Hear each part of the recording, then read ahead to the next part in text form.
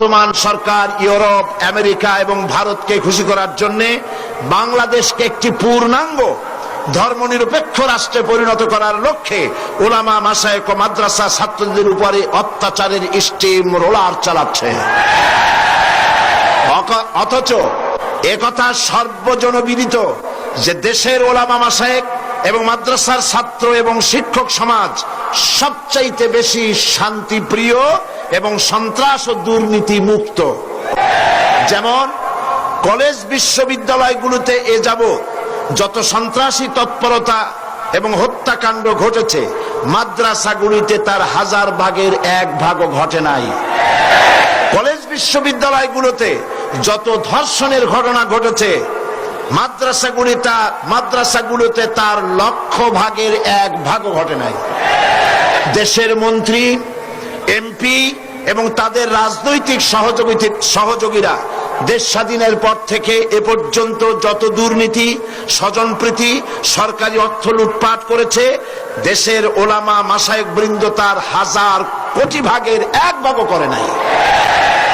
তাছাড়া মাদক ব্যবসা, অস্ত্রবাজি, এসিড নিক্ষেপ, চোরাকারবারি এবং অন্যের জমি বাড়ি দখলের কোন একটির সাথেও দেশের আলেম, ওলামা, মাদ্রাসার শিক্ষক, মাদ্রাসা ছাত্রদের দূরতম সম্পর্ক নাই।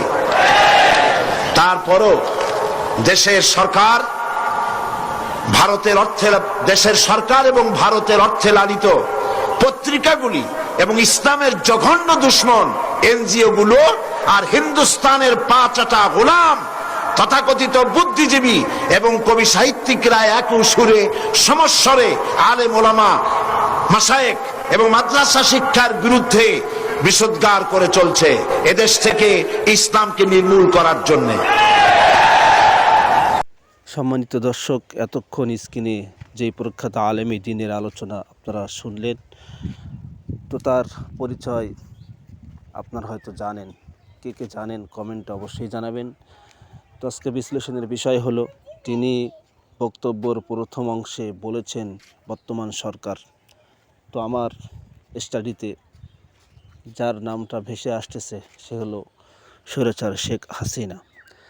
সম্মানিত দর্শক, আমি আলোচনা দ্বারা এটাই বুঝতে পেরেছি যে শাপলার গণহত্যা কেন ঘটলো এবং বিভিন্ন সময়ে আলেমদেরকে গুম খুন কেন করা হলো, এটি আমি বুঝতে পেরেছি। কারণ একটাই ছিল, তার প্রভুদেরকে খুশি করা। অন্য কিছু আপনার জানা থাকলে কমেন্টে জানাবেন।